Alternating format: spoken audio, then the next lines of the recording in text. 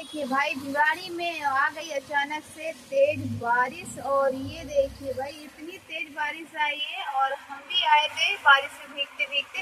रास्ते में आए तो बारिश नहीं थी, बट जब आधे रास्ते पहुंचे तो बहुत तेज बारिश है। कुछ भीग गए थे, ज्यादा नहीं भीगे, लेकिन अब जा करके और भी तेज बारिश हो गई है।